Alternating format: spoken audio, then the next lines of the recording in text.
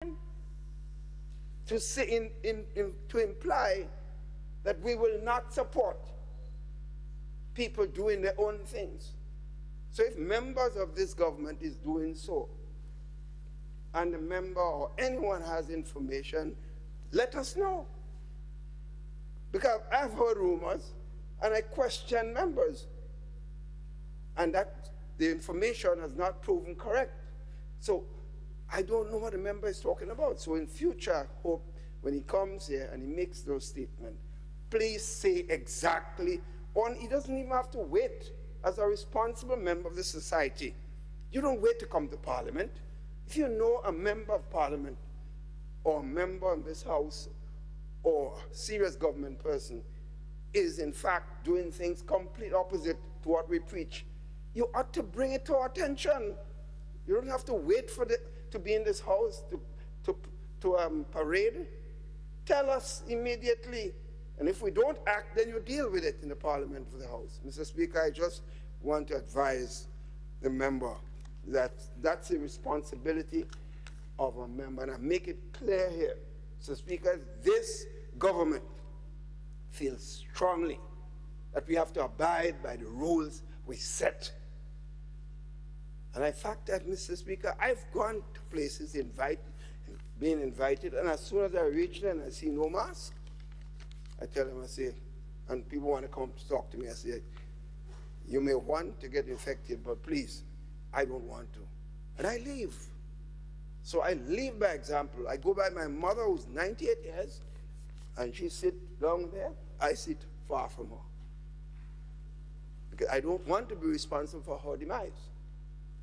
And either the other way. So I lead by it. So if any member of this government is not leading by it, I need to know. Mr. Speaker, I thank you. Thank you, Honorable Parliamentary Representative for St. George Northwest. Let me just take care.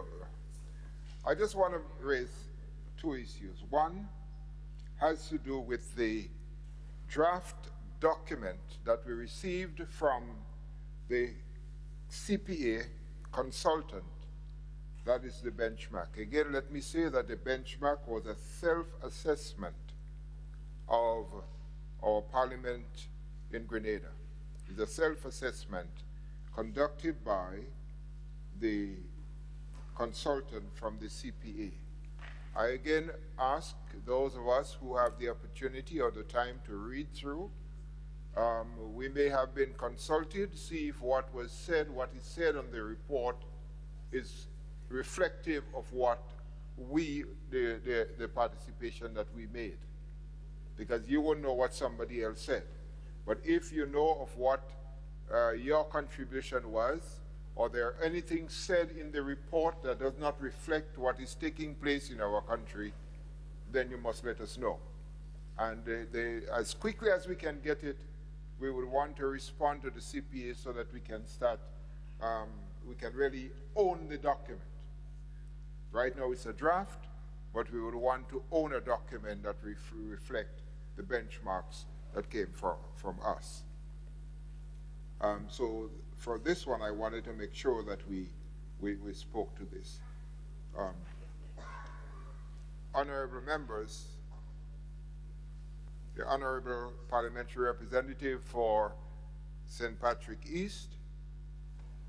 Yes, Mr. Speaker. I just want to share on some of our projects that's going on in my constituency. Mr. Speaker, the government of Grenada has brought many projects to St. Patrick. In the area of education, we have a new wing at the Grenada Seventh-day Adventist Comprehensive School in Montrose, valued at $8 million. This is ongoing, bringing so many jobs to our people in that area there. After a pandemic, Mr. Speaker, we have this going on. Mr. Speaker, we also have the River Sally Preschool that was ongoing but had some delays based on some issue in which the contractor had to be replaced. Mr. Speaker, right next door we have the River Sally Community Center being transformed into a resource center to produce school uniforms to complement or supplement our school uniform program. Mr. Speaker, 27 million EC dollar project is going on, the St. Patrick Road project, Mr. Speaker, where we have 4 bridges being built to prevent flooding in that area. Mr. Speaker, we are very pleased and very happy to know that all of these projects can continue in St. Patrick to ensure that there is vehicular communication or transportation between St. Patrick and St. Andrew, even though there is a heavy rain, with all the bridges being repaired. Mr. Speaker, employment continues for persons in the community, in the areas of new construction brigades, environmental wardens continuing. The bushing has begun and will continue until the end of the year, despite the reduced revenues that our country is facing. Mr. Speaker, the farmers in the area are also happy because some of them are getting their lands cleared. It really does show this government commitment to agriculture through the Farm Labor Program. Now permit me to share on the Shambo project, where water would be pumped from a river, Monfendu River, using an electrical pump from into Shambo Estate. Farmers will benefit tremendously from this project, Mr. Speaker. Over 150 cattle farmers and crop farmers.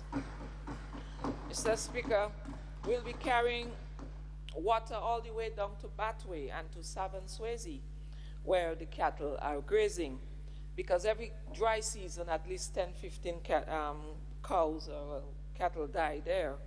And so at present now, Mr. Speaker, though the project has been ongoing for the last year and a half, it continues.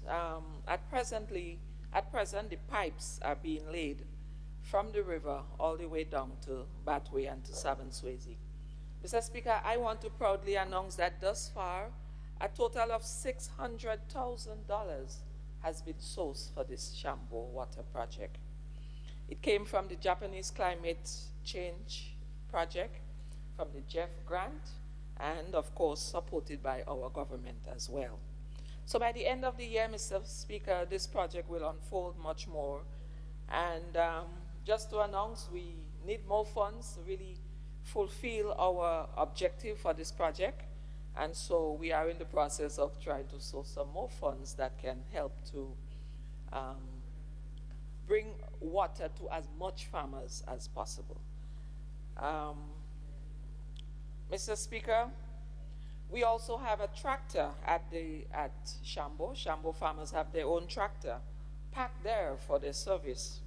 Mr. Speaker, I stand here to say to you today that St. Patrick is ready. St. Patrick is ready and is preparing for greater development. Mr. Speaker, right now, as we speak, a huge project is unfolding in the northern part of the island. Mr. Speaker, I can tell you that Shambo farmers are smiling. They're smiling wide because a 500 hotel room is coming at the same time when they're preparing to increase their production of crops. Mr. Speaker, what we were preparing before when this project was being conceptualized was a 30-40 room villa. That is what the last development was really doing.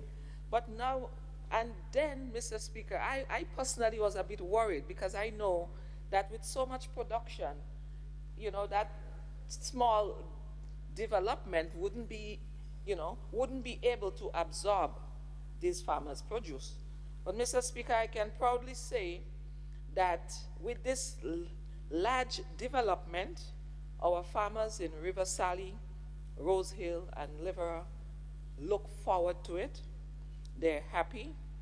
They look to feeding their families much more. So the bigger the hotel, Mr. Speaker, and the bigger and the more food that is produced inside Shambo, inside the whole of St. Patrick, it would mean, therefore, more revenues for farmers. It means, therefore, that the farmers do not have to travel all the way down to St. George's to hire a truck and, to come and sell their produce. So we have very happy farmers there who are looking forward to this project. And of course, Mr. Speaker, we know more jobs for our people here in Grenada, and even as far as Carriacou. Mr. Speaker, people may not have thought of it, but we don't have a taxi service in St. Patrick. If I want to go somewhere now and I don't have a transport, I don't have a taxi in my phone that I can call. But with this 500 hotel room, we will have a St. Patrick Taxi Association. Mr. Speaker, there will be more guiding and touring jobs created for persons to visit the lake, to visit the Welcome Stone, to visit Lippers Hill, Carib Stone, plus the Slave Pen. There'll be need for ferries to carry persons up the Grenadine Islands. There'll also be need for persons, Mr. Speaker, to have small boats, to make quick trips from the Livera Beach all, into Sauteurs. It's just a 5-minute drive on sea. But if you take land and you drive through, it may take you up to 15 minutes, 10, 15 minutes. Mr. Speaker, there will be so many jobs created. People who do arts and craft will surely have an opportunity to offer them for sale, whether it is on the beach or whether it is in local shops. Mr. Speaker, there will be jobs in the 500 hotel room itself. There will be jobs on the Gulf Coast. There will be jobs in the water park. Mr. Speaker, these are jobs, real jobs. Mr. Speaker, I can safely say that there will be much more opportunities that I can list here with the time that I have. Mr. Speaker, the investment will be huge. And all I can say, Mr. Speaker, is that such an investment can only filter into the pockets of the locals in the community, in everyone here in Grenada, Carriacou, and Petite Martinique, because we are a very small island. Mr. Speaker, our people will not have to travel to the city anymore in search of jobs. Persons in my community like Montfendu, Montrose, Hermitage, they have to take 2 buses, sometimes 3 buses to get to Grand Anse, to get to the south of the island for a daily bread. So having such large development in the northern part of the island is really long overdue. Mr. Speaker, with our improved road network, the St. Patrick Road Network, preparing for this, improved food production to come from Shambo farmers, it will surely all come together and help to contribute to the development and the transformation of the entire northern part of this little island. Mr. Speaker, the parish of St. Patrick is ready. Mr. Speaker, our people want this project. Mr. Speaker, we need it. They come to us for jobs as a government representative, Mr. Speaker.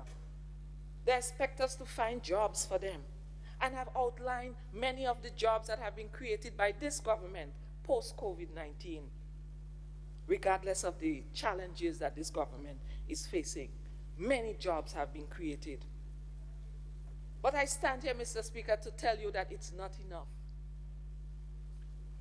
Sometimes it's a big burden on our shoulders. What can we do to help our people? How can we help them more? Mr. Speaker, there's only so much that government can do. We can do more. We could never do it all.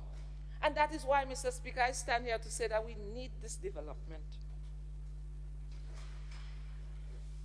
And so we have to work together as a people. We have to balance everything. We have to balance nature, we have to respect it, and we have to protect it. But we need this. We need this for a better life for our people, for ourselves, and for our community. And Mr. Speaker, I just end here by saying very, very